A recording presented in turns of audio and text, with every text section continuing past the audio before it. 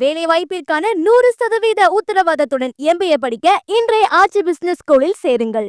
முதலமைச்சரின் பிறந்த நாளை முன்னிட்டு தலைவர் 72 என்ற கிரிக்கெட் போட்டி சென்னை மெரினாவில் 2வது நாளாக நடைபெற்று வருகிறது.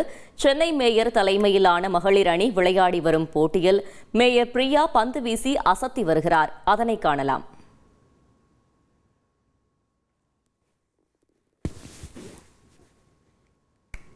இதுகுறித்த கூடுதல் தகவலை செய்தியாளர் ராமச்சந்திரன் வழங்கிட கேட்கலாம். ராமச்சந்திரன், வணக்கம். இது தொடர்பான முழு விவரங்கள்.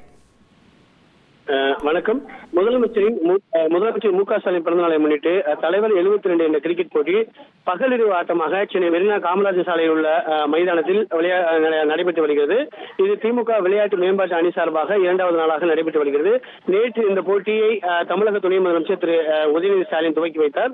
அது மட்டுமல்லாமல் அமைச்சர்கள் மற்றும் சட்டமன்ற உறுப்பினர்கள் பங்கேற்ற அணி நேற்று நடைபெற்றது. இன்று தற்பொழுது மகளிர் பிரிவுக்கான அணியானது போட்டியானது நடைபெற்று வருகிறது.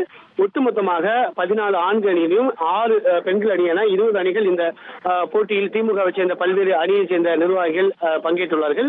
இன்று சென்னை மாநகராட்சியின் மேயர் திருமதி பிரியாராஜன் தலைமையிலான ஒரு அணியும், அதே போல மற்றொரு திமுக மகளிர் அணி கனிமொழி அவர்கள் தலைமையிலான மற்றொரு அணியும் இன்று போட்டி நடைபெற்று வருகிறது. இதில் முதலில் அவர்கள் சென்னை மாநகராட்சி அணியான பிரியாராஜன் தலைமையிலான அணியானது பந்து வீசியது. அவர் பவுலிங் 4வது ஓவரை வீசினார். அவர்கள் தரப்பில் கிட்டத்தட்ட 36 ரன்கள் எடுத்து தற்பொழுது பிரியா அலியானா தலைமையிலான அணியினர் தற்பொழுது பேட்டிங் செய்து வருகின்றனர். இன்னும் சில நிமிடத்தில் இந்த போட்டியின் முடிவு வரும் என்றும் எதிர்பார்க்கப்படுகிறது. இந்த போட்டியில் வெற்றி பெற்றவர்களுக்கு இன்று மாலையே விருது வழங்கப்படும் என்றும் எதிர்பார்க்கப்படுகிறது. தகவல்களுக்கு நன்றி ராமச்சந்திரன்.